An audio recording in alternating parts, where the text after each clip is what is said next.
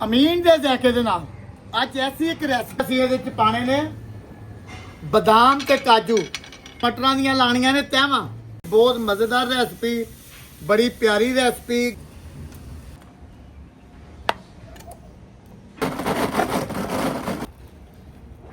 ਪੁਦੀਨਾ ਕਲਰ ਦੇਖੇ ਕਿੱਡਾ ਪਿਆਰਾ। ਅੱਜ ਜਿਹੜੀ ਅੰਬੀਆਂ ਦੀ ਚਟਣੀ ਬਣੀ ਮਜ਼ੇਦਾਰ, ਬਦਾਮ ਪਾ ਕੇ ਕਾਜੂ ਪਾ ਕੇ, ਬਿਸਮਿਲ੍ਲਾ। ਉਹ ਅਮੀਨ ਦੇ ਜ਼ਾਇਕੇ ਦੇ ਨਾਲ ਅੱਜ ਐਸੀ ਇੱਕ ਰੈਸਪੀ ਆ ਗਈ ਹੈ ਕਿ ਜਿਹੜੀ ਗਰਮੀਆਂ ਦਾ ਖਾਸ ਤੋਹਫਾ, ਅੱਲਾ ਮਾਫੀ ਦੇ ਪੇਟ ਦਰਦ ਹੈ ਦਾ ਦੂਰ। ਤੁਸੀਂ ਇਹ ਰੈਸਪੀ ਬਣਾਓ, ਚਮਚੀਆਂ ਦੇ ਨਾਲ ਖਾਓ।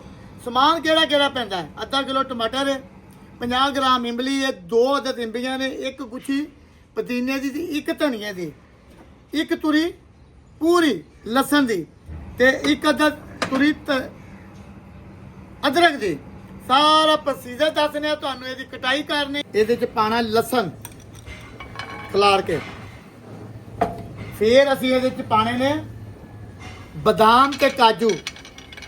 ਅੱਗ ਬਾਲ ਦਿੱਤੀ ਹੈ, ਟਮਾਟਰਾਂ ਦੀਆਂ ਲਾਣੀਆਂ ਨੇ ਤਹਿਵਾਂ ਅੱਛੇ ਤਰੀਕੇ ਨਾਲ, ਬੜੇ ਪਿਆਰੇ ਤਰੀਕੇ ਨਾਲ। ਬਹੁਤ ਮਜ਼ੇਦਾਰ ਰੈਸਪੀ, ਬੜੀ ਪਿਆਰੀ ਰੈਸਪੀ, ਗਰਮੀਆਂ ਦੇ ਤੋਹਫੇ ਰੈਸਪੀ। ਮਗਰ ਇੱਕ ਦਫਾ ਤੁਸੀਂ ਖਾ ਕੇ ਦੇਖਣਾ, ਬਣਾ ਕੇ ਦੇਖਣਾ। ਅਮੀਨ ਆਪਣੇ ਜ਼ਾਇਕੇ ਦੇਈ ਜਾ ਰਿਹਾ। ਅਦਰਕ ਕੱਟਾਂਗੇ ਨਾਲ ਹੀ। ਇਹ ਇੱਕ ਐਸੀ ਰੈਸਪੀ ਹੈ, ਇਹਨੂੰ ਤੁਸੀਂ ਕੁੰਡੀ ਡੰਡੇ ਨਾਲ ਨਹੀਂ, ਗ੍ਰਾਈਂਡ ਕਰਨਾ ਹੈ। ਹਲਦੀ, ਨਮਕ ਹਲਕਾ ਆ ਜਾ, ਚੁਟਕੀ ਭਰ ਜ਼ਰਾ।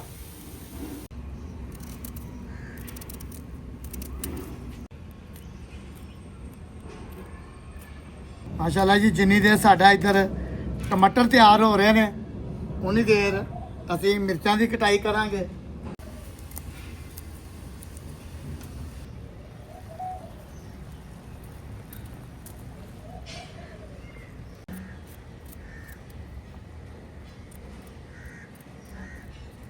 ਤੇ ਸਾਰੇ ਛਿਲਕੇ ਜਿਹੜੇ ਨੇ ਜੀ ਅਸੀਂ ਉਤਾਰ ਲਾਂਗੇ।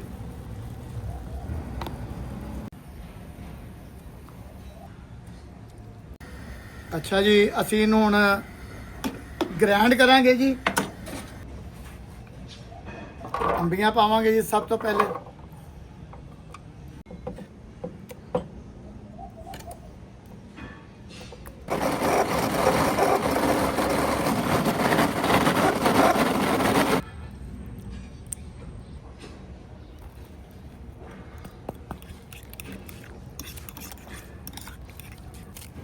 ਪੁਦੀਨਾ ਅੱਜ ਕੱਲ ਜਿੰਨਾ ਖਾਧਾ ਜਾਂਦਾ ਹੈ, ਇਹ ਤੁਸੀਂ ਖਾ ਸਕਦੇ ਹੋ।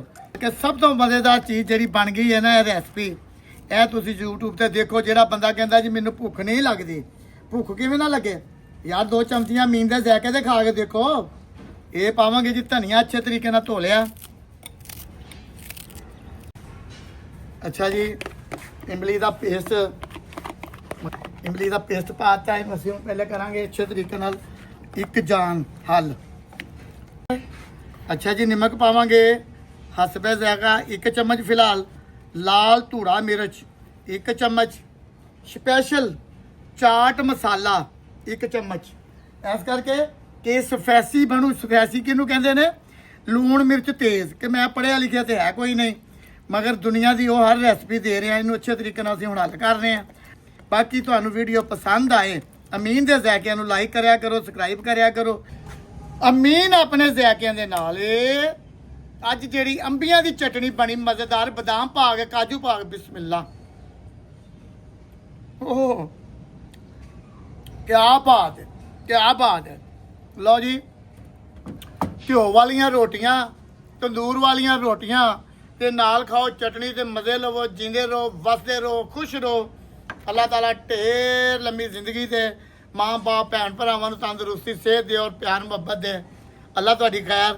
ਅਮੀਨ ਆਪਣੇ ਜ਼ਾਇਕਿਆਂ ਨਾਲ ਤੁਹਾਨੂੰ ਰੈਸਪੀਆਂ ਦੇਈ ਜਾ ਰਹੀਆਂ। ਤੁਸੀਂ ਲਾਈਕ ਕਰਿਆ ਕਰੋ, ਸਬਸਕ੍ਰਾਈਬ ਕਰਿਆ ਕਰੋ, ਸ਼ੇਅਰ ਕਰਿਆ ਕਰੋ, ਕਮੈਂਟ ਵੀ ਕਰਿਆ ਕਰੋ। ਅੱਲਾਹ ਖੈਰ।